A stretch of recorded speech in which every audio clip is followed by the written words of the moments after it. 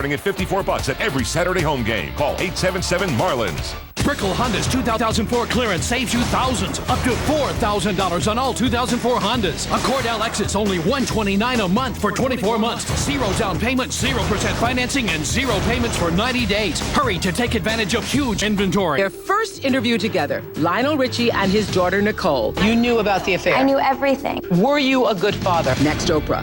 Monday at 4 on CBS 4.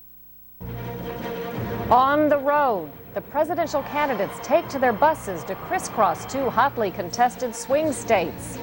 The wounds of war dividing the parents of those who fought in Iraq. A battle over Bible clubs in public schools. And crazy for yellow, the Lance Armstrong wristband that everybody wants.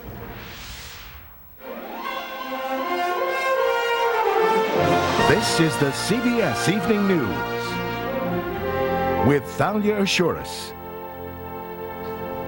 Good evening. Thalia is off tonight. I'm Cheryl Atkinson. We begin with Campaign 04 and a pair of battling bus tours across the battleground states. Democrats John Kerry and John Edwards spent the day traveling east to west across Pennsylvania and Ohio, nearly crossing paths with President Bush, who is making a similar trip from west to east. We start now with Jim Axelrod, who's following the Kerry campaign. The location of the two motorcades within 30 miles of each other at one point was no accident, the Pennsylvania-Ohio border. Both men need both states. Today, Senator Kerry hammered away at both Mr. Bush's record on national security. Saying we're turning the corner doesn't make it so. Saying there are weapons of mass destruction in Iraq doesn't make it so. And the president's slogans. And they keep telling them, just talk in this tiny little itsy-bitsy soundbite. To try to win voters in places like Greensburg, Pennsylvania. This is day 2 of this post-convention cross-country tour. Buses, boats, trains winding their way 3,500 miles through 22 states in 2 weeks. Democrats lost 11 of those states last election, and 4 others are states they won, but by less than 1/2 of 1 percentage point. So when's the last time a presidential candidate was here? Can't remember. The Kerry campaign is trying to pump up enthusiasm in rural America, a problem area in 2000. I've been a fisherman since I'm about 3 years old, 4 years old. By supplementing coast-to-coast criticism of the war with specifically designed regional targets. In 28 states in the United States of America, our country, parents can't take their kids fishing and hope to eat the fish. Can't eat the fish because of the mercury, because of the toxics, chemicals, the poisoning. Al Gore won less than 40% of voters in communities of less than 50,000. The Kerry campaign hopes the spillover crowds turning out so far mean history won't repeat itself with small-town voters. What do you think is going to be different this time? We're smarter than we were 4 years ago. From here in West Virginia, Senator Kerry will cross the river behind me and head into Ohio to begin campaigning there. There are strategists in both camps who believe Ohio is the new Florida, the place where the election could ultimately be decided. No Republican has ever won the White House without winning Ohio. Cheryl? Jim Axelrod with the Kerry campaign, thanks. As for President Bush, he devoted much of his campaign day to defending his economic record. White House correspondent Mark Knoller has that part of the story. President Bush tried to score some points with Ohio voters by being photographed playing catch this morning with members of the Cleveland Browns. And he tried to score a political touchdown against John Kerry, claiming his tax-only the wealthy pledge would trickle down to everyone. He said he's already going to raise the tax on the so-called rich, but you know how the rich is, they got accountants.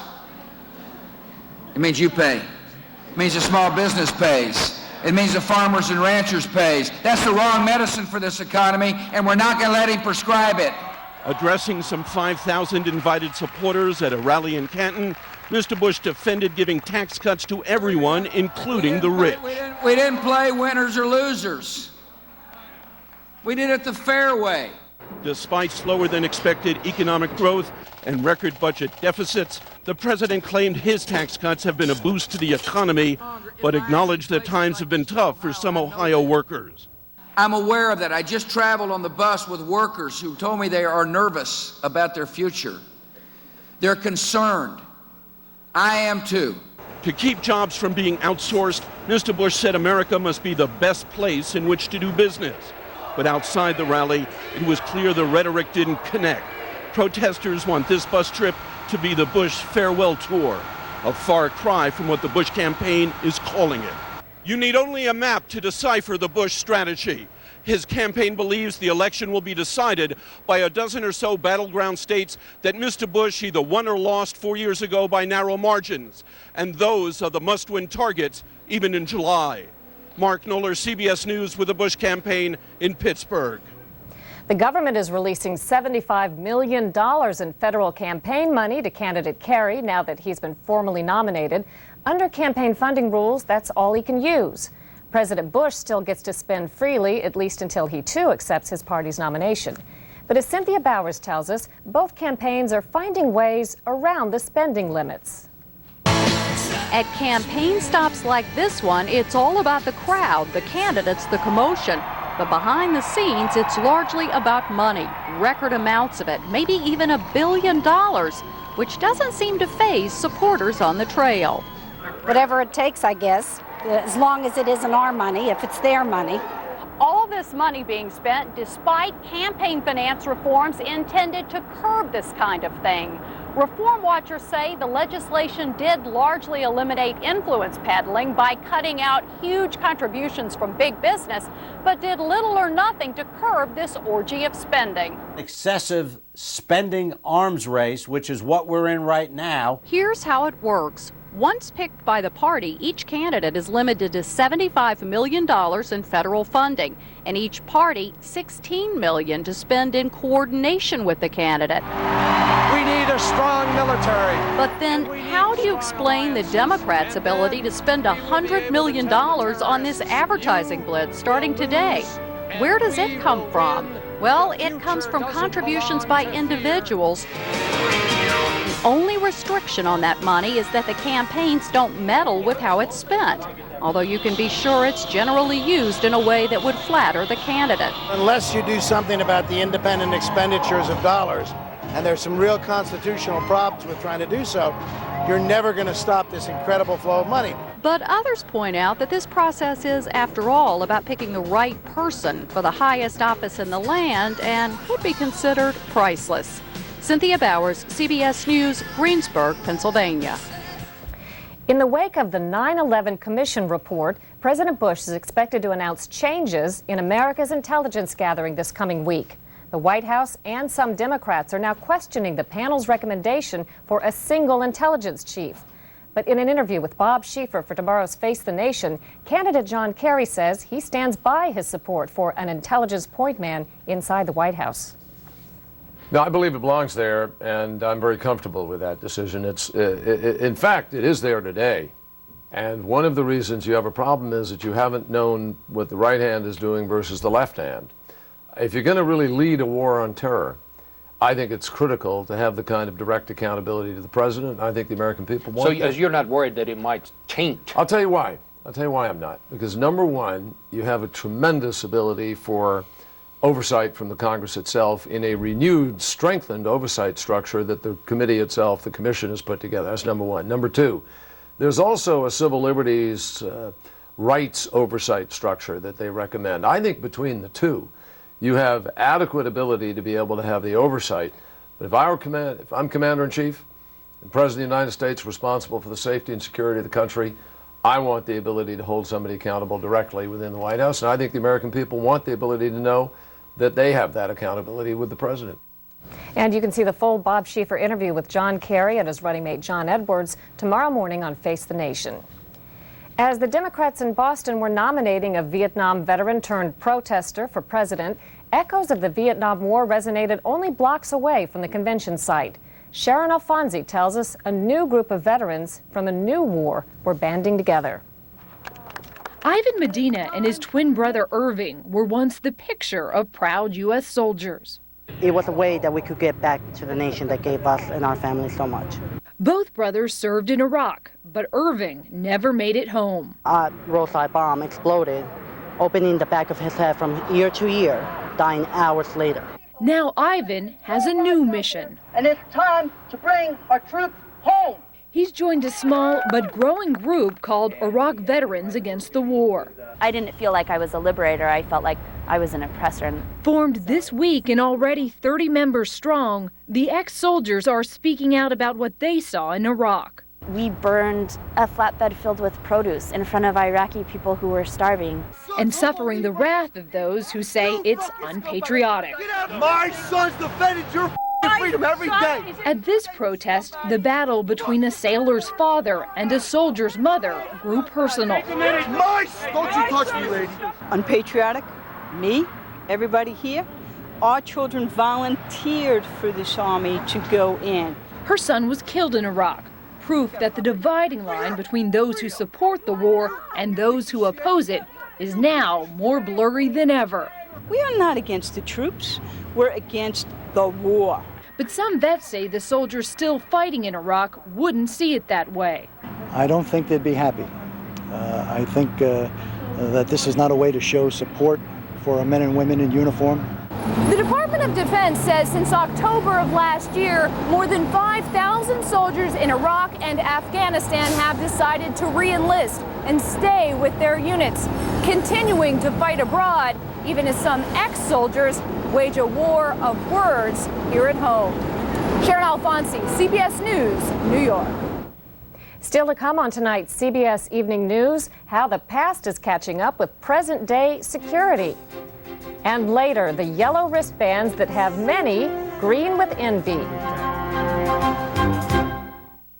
Fight osteoporosis with Actonel. I used to be 5'4". Oh no, I'm shrinking. My doctor said that shrinking could be tiny fractures caused by osteoporosis. Prescription Actonel once a week can help. Osteoporosis? Me? But I take calcium every day. He said after menopause, calcium alone may not be enough. Osteoporosis can make bones weak and brittle. That's how fractures can happen. Actonel helps protect your bones from the cells that cause osteoporosis to help you fight fracture. You should not take Actonel if you have low blood calcium, severe kidney disease, or cannot sit or stand for 30 minutes. Follow dosing instructions carefully. Stop taking Actonel and tell your doctor if you experience difficult or painful swallowing, chest pain, or severe or continuing heartburn, as these may be signs of serious upper digestive problems. Actonel won't get back your lost inch, but it will help fight fractures. How do your bones measure up? Visit Actonel.com and talk to your doctor. Help fight fracture with Actonel. The allergy season's in full force. Most OTC allergy medicines may not last as long as you want. Not Benadryl allergy, not Chlortrimeton 4-hour, not Tylenol severe allergy. But just one dose of once daily Allegra lasts up to 4 times longer than one dose of most OTC allergy medicines for people 12 and over. Side effects are low and may include headache, cold, or backache. Don't let another allergy day go by without Allegra, because who knows how long this allergy season will last. Long-lasting Allegra. The relief goes on.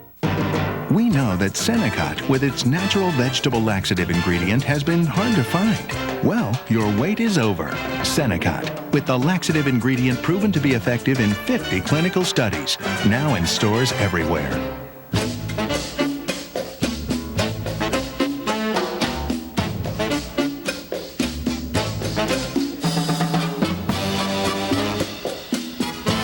Ask your doctor today if Lipitor is right for you. There's something great going around. Something so delicious, people can't get enough of it. It's these reclosable bottles of Ensure. They're great tasting and go anywhere and everywhere you do to give you a good source of complete balanced nutrition to help you stay healthy. Enjoy Ensure as a snack or occasional meal in 5 creamy, rich flavors. Ensure in reclosable bottles.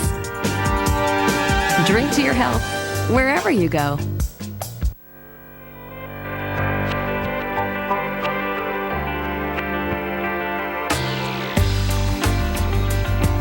At LL Bean, we think the best way to make your money go further is to make quality clothing and gear that does too. This fall, you'll find remarkable styles and colors at values that could only come direct from Freeport, Maine. Call today for your free catalog or shop llbean.com. Tiger Woods, the world's #1 ranked golfer, shoots for his 2nd win of the year on the PGA Tour at the Buick Open tomorrow on CBS. An al-Qaeda leader captured in Pakistan shortly after 9/11 has recanted his sensational claim that Iraq trained al-Qaeda to use chemical and biological weapons. That's according to today's New York Times. He took back the claim last year. Before that, the Bush administration had used it to link Iraq and al-Qaeda and help justify the war against Iraq. As Homeland Security officials tighten rules for the cruise ship industry, the past is catching up with some passengers. For example, one woman was jailed for not paying a year-old $50 fine for leaving marshmallows out overnight at a national park. Joey Chen tells us why she's not the only one. On their best vacation ever, a cruise through the Bahamas, the Clerkin family saw no sign of trouble ahead. Sounds like a great time. It was a wonderful time. Until Tell me about the last day. Yeah. After the ship docked early that morning, 3 customs officers arrived at the cabin with a warrant for the father, Pat Clerkin's arrest. They said that the warrant was 23 years old, that they had issued for his arrest, and that 23 years old. 23 years old. Back in 1981, Pat Clerkin was a teenager on the streets of Pensacola, Florida, looking for money and finding trouble. He spent 2 months in jail for stealing 2 hubcaps. Released on probation, Clerkin turned his life around, or thought he had. He married, had 3 kids, a successful business. He'd even done missionary work. But he violated his probation by moving without telling authorities. A warrant was issued, but officers never pursued him until Customs spotted it. He had 20 years to straighten this out. Why didn't he? He didn't know. He didn't know. After his latest arrest, a judge sentenced him to 9 months in a Florida jail. At home in Maryland, his family wondered why the punishment was so harsh.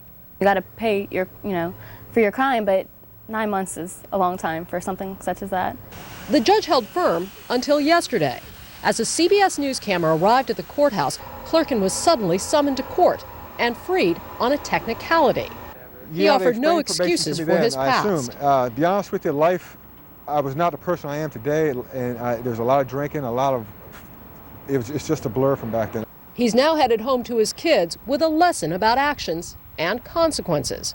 Remember, he says, somewhere down the road, there's always a price to pay.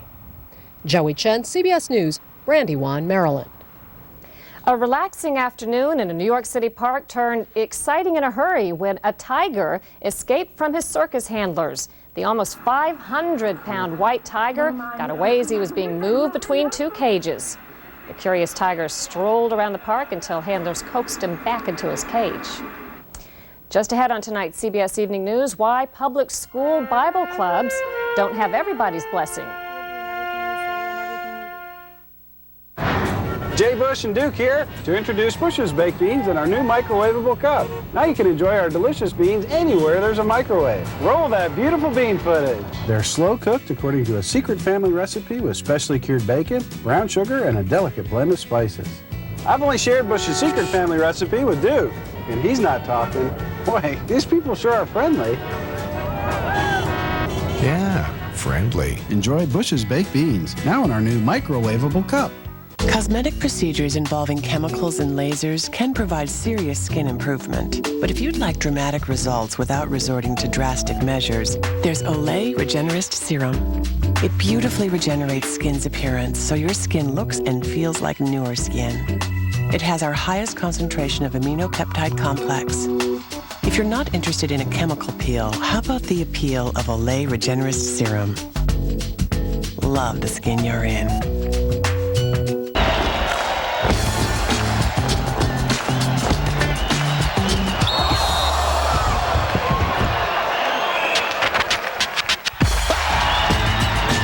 Your doctor if Lipitor is right for you. What an excellent idea. There's only one ooze control tip for denture wearers, and Polygrip's got it. It's amazing. This tip gives you the control you need for less ooze. Ooze control is a great name for this. Polygrip's ooze control tip. Less ooze, it's big news. He went to his doctor and asked about Cialis. And that's exactly what she had in mind. Ask your doctor if Cialis is right for you. Cialis, are you ready? A heart attack can strike without warning, and doctors know 81 milligrams of aspirin is not enough to save your life during a heart attack. So you should always have genuine Bayer at hand. It has enough aspirin to help save your life. The more you know, the more you trust Bayer.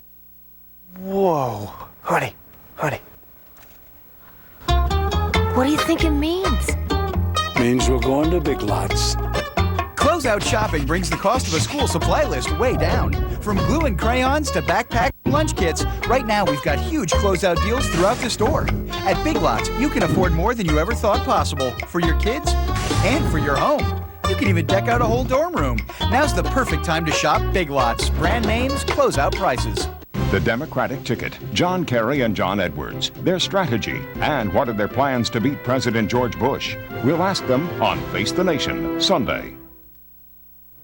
The granite monument that was at the heart of a church-state debate began a nationwide tour today. The 2.5-ton engraving of the 10 Commandments was ordered removed from Alabama's Judicial Building. Today it was displayed in Dayton, Tennessee, where school teacher John Scopes was once tried for teaching evolution in 1925.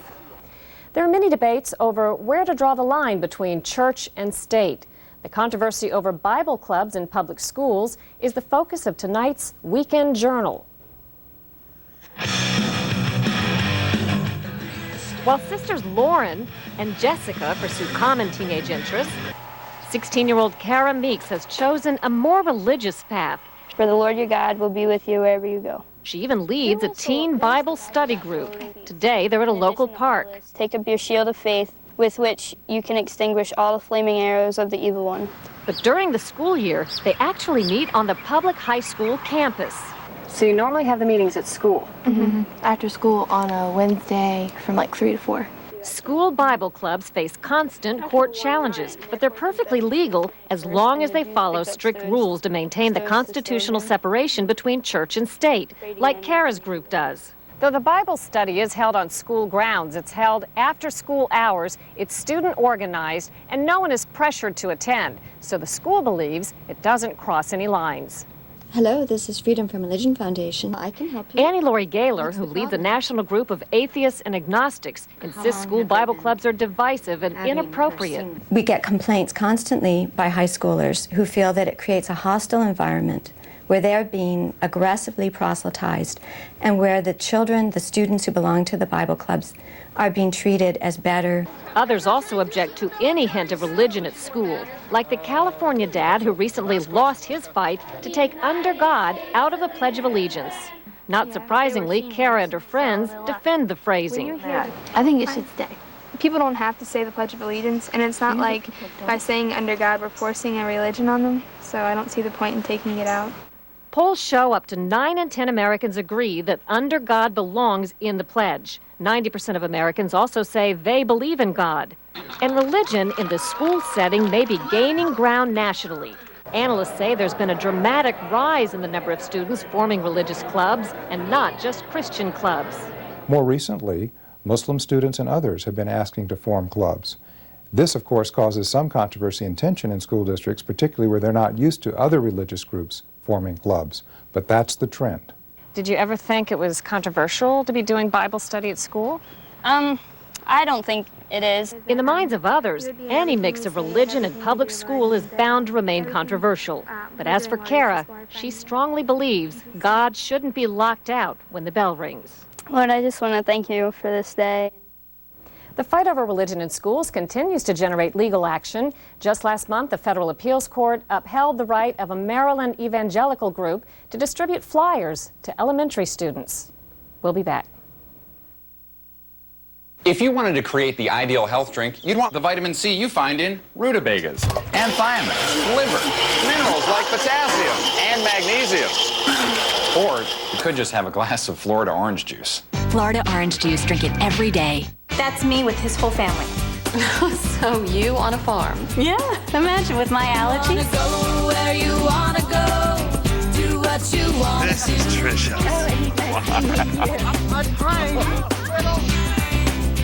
There's a different way to treat seasonal allergies. Singulair, the only seasonal allergy medicine that specifically blocks leukotrienes, an underlying cause of allergy symptoms. It's a once-a-day tablet that helps relieve a broad range of symptoms for a full 24 hours. Yeah. Side effects are generally mild and vary by age and may include headache, ear infection, sore throat, and upper respiratory infection. Ask your doctor about Singulair. Morning. Good morning.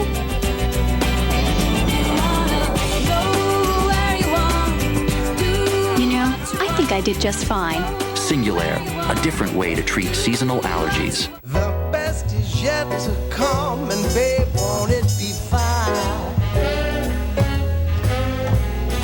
You think you've seen the sun, but you ain't seen it shine.